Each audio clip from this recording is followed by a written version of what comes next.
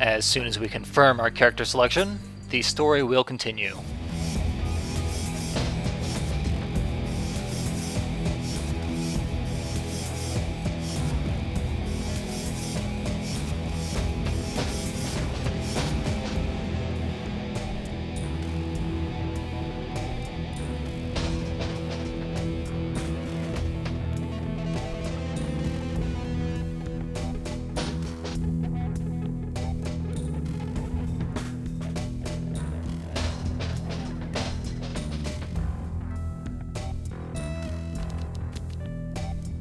If you're expecting there to be any sort of explanation as to why Yuki has a chainsaw arm and a flying cat, there isn't.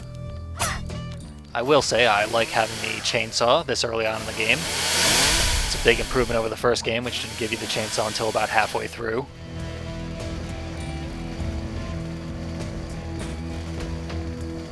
Also, pressing A on a second controller will allow us to control Paka, the cat. Paka controls sort of like a dual joystick shooter. He fires in the direction of the right joystick. And he is not bound by walls. You just fly right outside.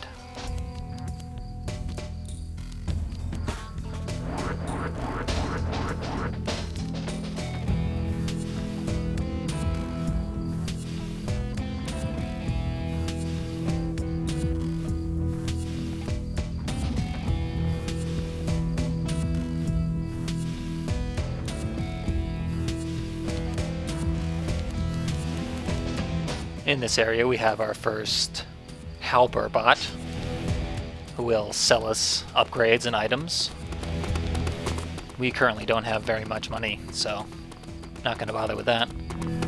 We do have troops scrolling past in the foreground. We're safe here, but we don't want to give them too much of a head start. They managed to head us off at the pass. Military guys with machine guns are a holdover from the first game. They can be very dangerous. Their downward angled machine gun attacks can do quite a bit of damage, and the grenade can do even more damage. It's unlikely to hit, but if it does, you're in trouble. Now that we have the chainsaw, we can do messy kills with the Y. They're gonna spray the screen with so much blood we won't even really know what's going on.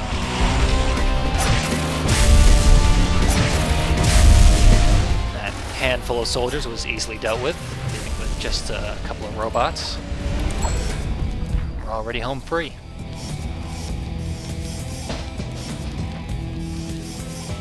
There's more of the monitors from the space station here, and we can trust them, as we've seen before. Led to a gigantic room, seemingly empty, and into a little ambush. Being in such a small room can be sort of difficult with all these machine gun armed and grenade dropping enemies. It's harder than usual to avoid ranged attacks.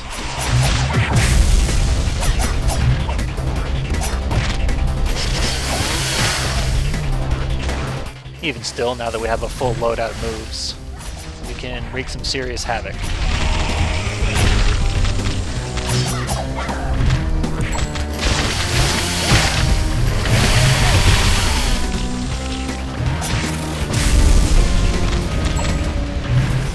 And already they are all vanquished. That present, which normally contains objects the size of a bead or a loaf of bread, this time contains a gigantic sword.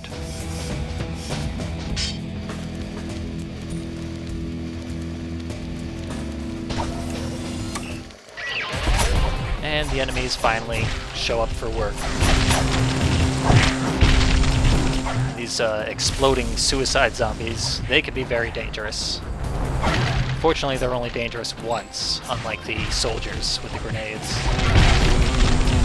Now when we have the cloud sword out, we don't have any grab attacks or any chainsaw attacks. They're all replaced with cloud sword attacks. We We can charge up the Cloud Sword, get that lightning glow on it. That'll instantly destroy anything in its wake. Not quite anything, it's just that these zombies are very, very weak. And very easily dealt with. So following the monitors again, we are locked into a hallway of zombies. Since we have a dual joystick shooter in our party, and these are a bunch of zombies, it makes sense to let Paka try and take care of these guys. As you can see on this difficulty, which is the second highest difficulty, Paka's damage is not very impressive. We've been firing on that zombie for a good 20 seconds. He's still standing. There he finally goes. Clearly this is going to take a while. While we're waiting, let's check out how the first game handled the same situation.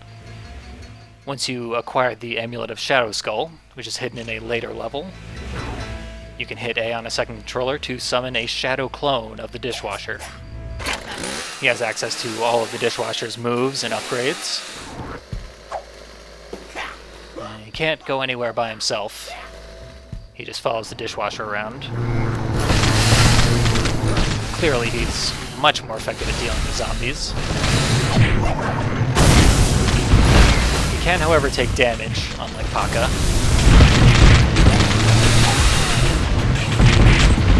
And he can even die. Death, however, only puts him on a slight cooldown before he can respawn, with considerably lower health. Nonetheless, that means he is immortal.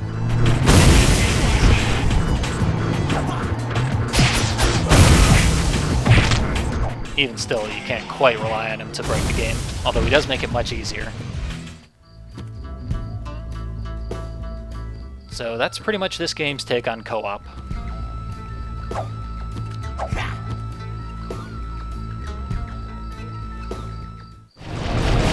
And back in Vampire Smile, Yuki's gotten a bit bored. And you can see that Paka's strikes can help juggle enemies. Even if they don't do very much damage, they can still be made useful by a creative player.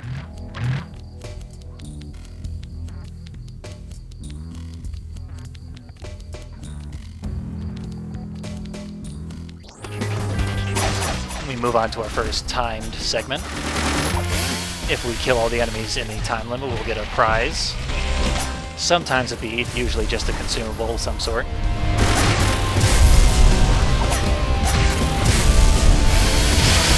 This particular one, being the first, is not very difficult at all. Still don't want to let your guard down, though. One grenade could almost kill us at this point. It's pretty much the main danger of higher difficulties. Considerably increased damage from enemies.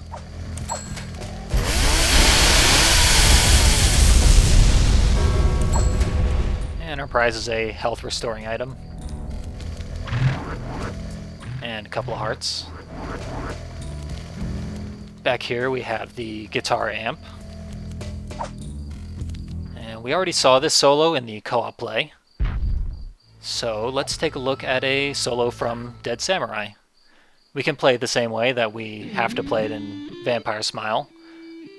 But we don't particularly want to because there's a better way in this game. So we can just cancel it out by hitting the guide button. And then when we go back in,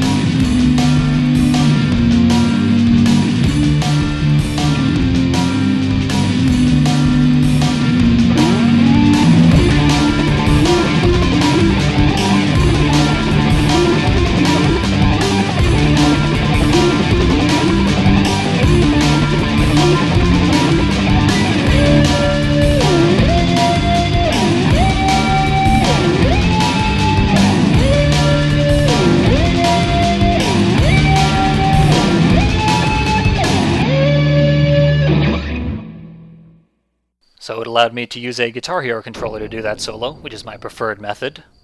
Getting more than 70% on a solo earns you a Psycho pick, which is this game's primary unlockable. They are required to upgrade any health, weapons, and magic, which I'm very glad they did away with in favor of beads in this game. Speaking of beads, just gotten our second, the cross bead. Let's finally start equipping them. The bell bead adds more cowbell. We'll see what that means soon enough. And the cross bead increases damage against undead, which is a great number of the enemies, particularly in this early game. And having cleared the path before us, we can simply carry on.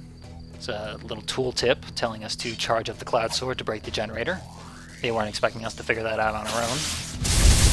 The Dishwasher's Violence Hammer can also break the generator, in case you're playing as him by himself. And we're back to Goreface's arena.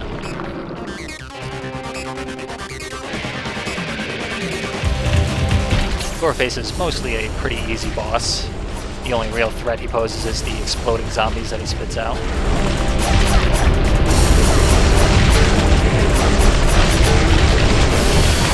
You may occasionally be hearing a thunk sound as we're attacking. That, of course, is the bell beads cowbell effect. Yeah, a great many of the beads in this game are pointless little amusements.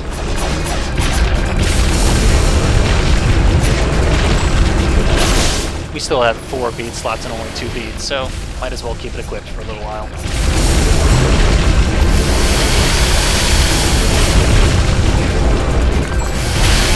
Goreface is already nearly destroyed. Normally I like using the chainsaw on bosses, but Goreface jumps around a little too fast for that to be the best solution.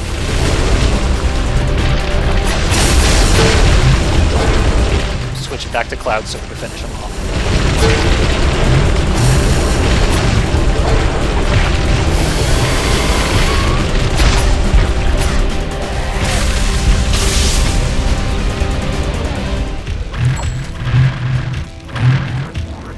And with the entire screen obscured with Goreface's blood, that ends the level.